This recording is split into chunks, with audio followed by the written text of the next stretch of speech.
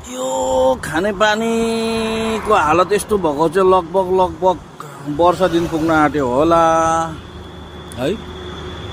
कसैले पनि वास्ता नगरेको हो कि होइन, यो के हो? यो पानी भनेको त तल पम्प गरेर पानी हो। यो पानी फोकटिया गइरहेछ। यसमा निक्लिँदाखेरि चाहिँ निकाल्दाखेरि चाहिँ पम्प गरेर होइन, बिजुली खर्च गरेर लाखौँ रुपियाँ खर्च गरेर तानेर उयो तानेको पानी हो यो। र यसरी बगिरहेको छ। अब हाम्रो धरानको मेयर साहब ज्यूले भन्नुहुन्छ बत्तीको बिल लाखौँ लाख आउँछ महिनाको भन्नुहुन्छ। लाखौँ रुपियाँ खर्च गरेर तानेको पानीको हालत यस्तो छ, यसरी बगिरहेछ। यो पानी बगेको लगभग 6 महिना बढी भइसक्यो होला। यो तपाईको एक दिन पानी रोक्यो भने नि समस्याको समाधान यहाँ भइहाल्छ। एक दिन मात्र पम्प रोकेर यसलाई सुक्खा गरेर यो चाहिँ के भएको भन्छ?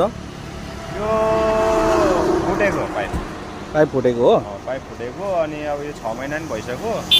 अनि अस्ति एकचोटि सबैजना भएर यहाँ खन्नु नि भयो। यो पानी रोकिएन क्या। अब रोकिएको भए चाहिँ यो पाइपलाई तपाईँको बन्द गर्न मिल्थ्यो। अब यो पानी नै रोक्नु सकेको छैन। पानी रोक्यो भने चाहिँ यस्तो समस्याको समाधान।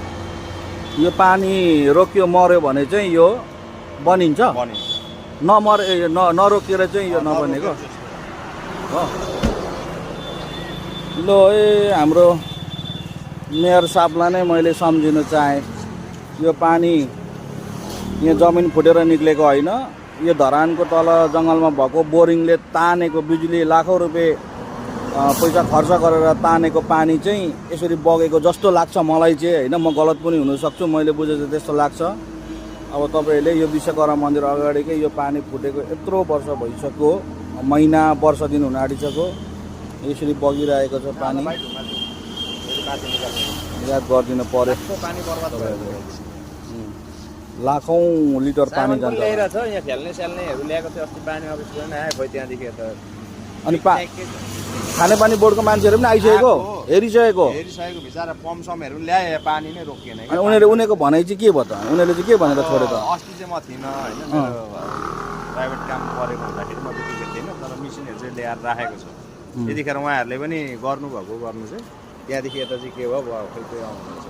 ती पानी ज्यादा भएकै हो त हामी धरानेहरूलाई। अब यस्तै लाग्यो त मलाई त यसको हालत देख्दा।